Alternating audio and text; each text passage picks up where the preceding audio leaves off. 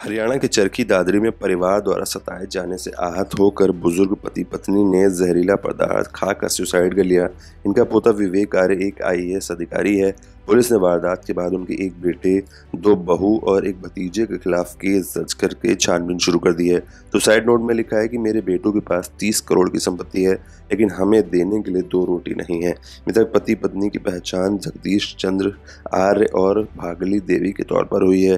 दोनों मूल रूप से गांव गोपी के रहने वाले हैं और फिलहाल अपने बेटे के पास बाड़रा में रह रहे थे। बीती रात को 2:30 बजे के करीब बाड़ना में अपने बेटे वीरेंद्र के मकान पर जहरीला पदार्थ खा लिया।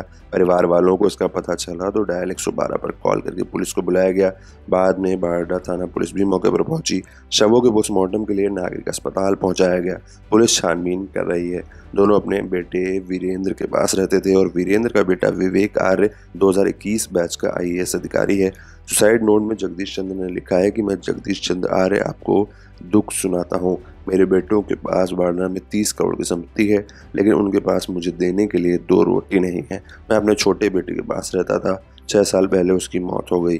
कुछ दिन उसकी पत्नी ने उसे रोटी दी, लेकिन बाद में उसने गलत काम धंधा करना शुरू कर दिया। मेरे भतीजे को अपने साथ ले लिया।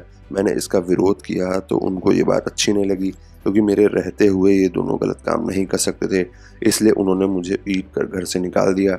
मैं 2 साल तक अनाथ आश्रम में रहा और फिर आया तो इन्होंने मकान को ताला लगा दिया। इस दौरान मेरी पत्नी को लकवाया और हम दूसरे बेटे के पास रहने लगे। अब उन्होंने भी रखने से मना कर दिया और मुझे बासी आटे की रोटी और 2 दिन का दही देना शुरू कर दिया। मीठा जहर कितने दिन खाता, इसलिए मैं सल्फास की गोली खा रहा हूँ।